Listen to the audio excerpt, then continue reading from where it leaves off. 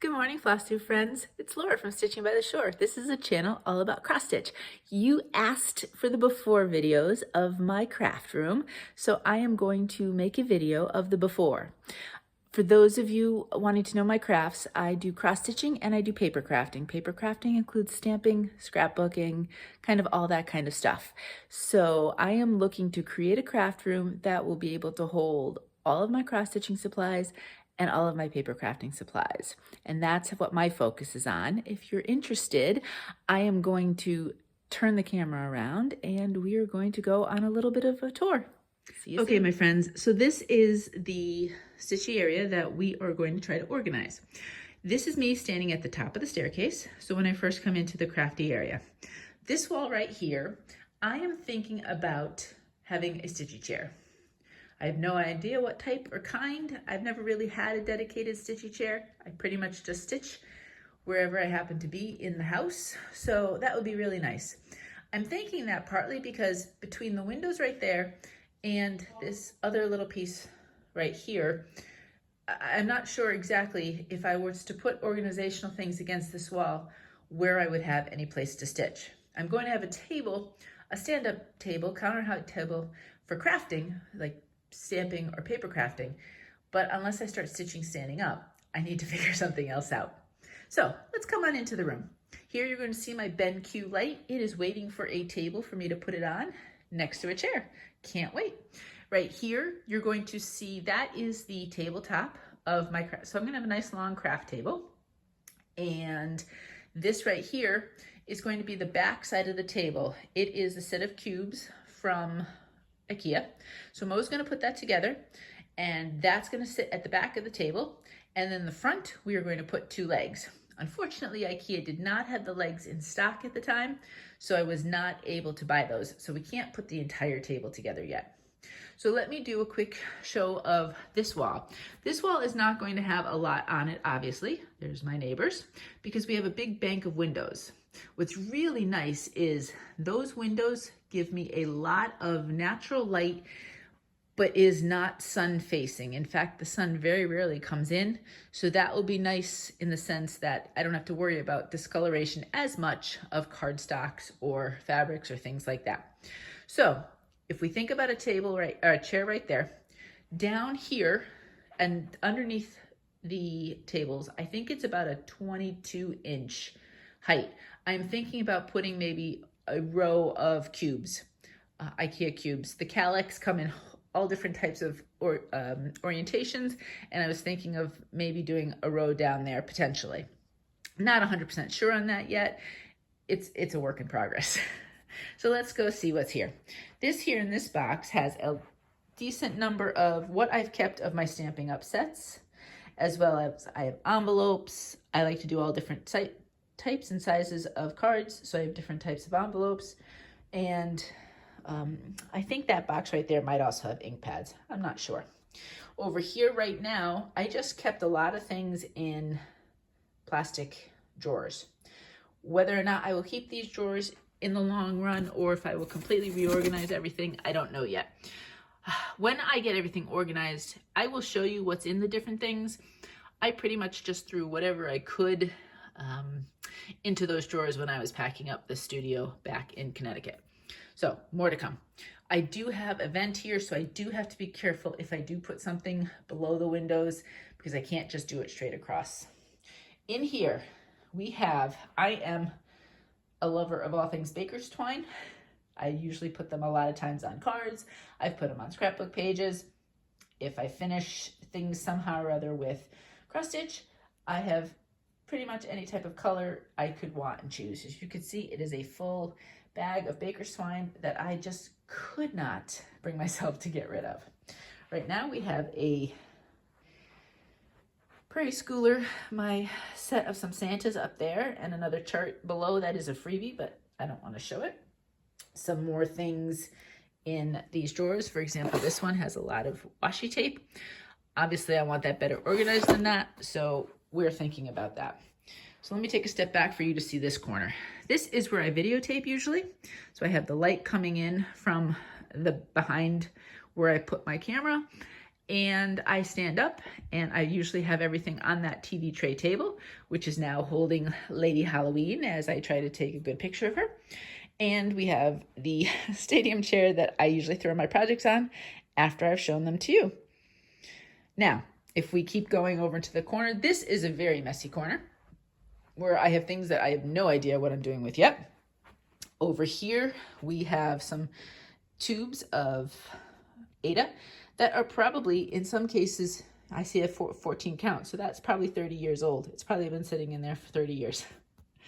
So, still good, I think. Good to know, right? I love the Trader Joe's canvas bags, and I have probably 3 or 4 of them, and that's how I transport a lot of my cross stitch. So my cross stitch patterns, a lot of times, for example, I put them in the Target storage bags, gallon storage bags, and then this happens to be a digital pattern. Let me see if I can see what's behind. I have some of the extra floss that I've used, and if I had a specific color fabric I wanted, I'd put that in there too. So I have a couple of those there. This holds, I have no idea what. I have my storage bags, I have decorative stuff, and I have no idea what's below there. We'll find out as we go along. I have a little suitcase full of handmade note cards that I've already made in sets, which I will probably break apart because I don't sell them anymore, and I can send them out to stitchy friends.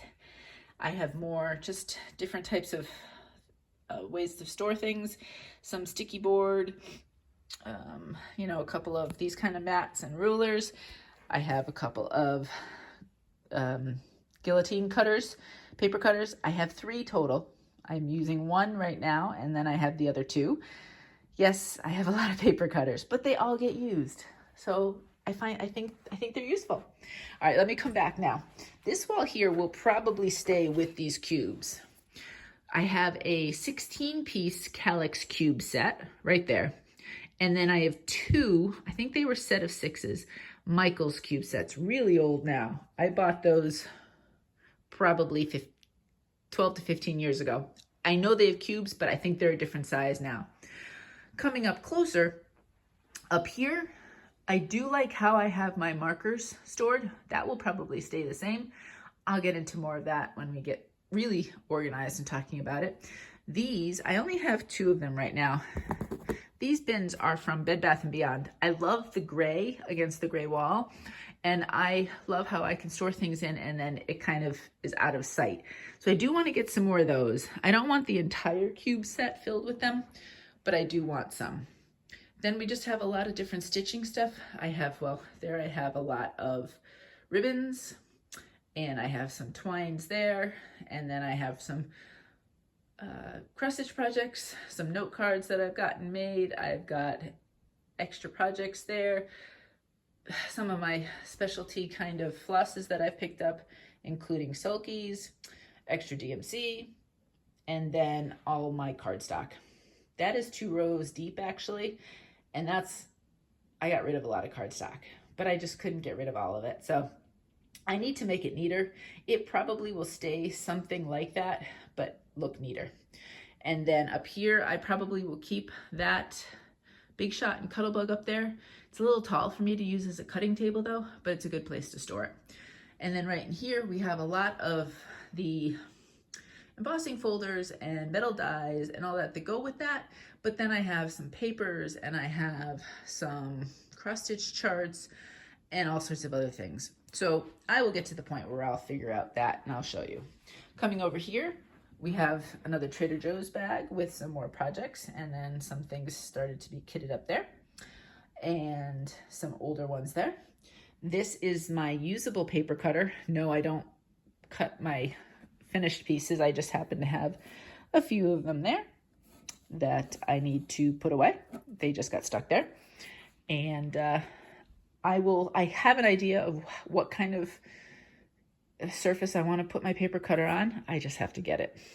Then we just have boxes of re-inkers and ink pads and stamps and all that good stuff. We have a container full of charts. Down here, I have stamp sets that are stored in CD cases, both Paper Tray Ink and other companies, plus some other things. So that's all stamps in those. And then over here, we have my scale. That's what I use to weigh everything that gets shipped out for you all. And just some more containers. Some of it is shipping stuff, some of it, if you can see, there's ink pads in there. This right here, I know Michael sells something like this, but this is old. Again, this is a couple houses old now, so it's probably 12 to 15 years old.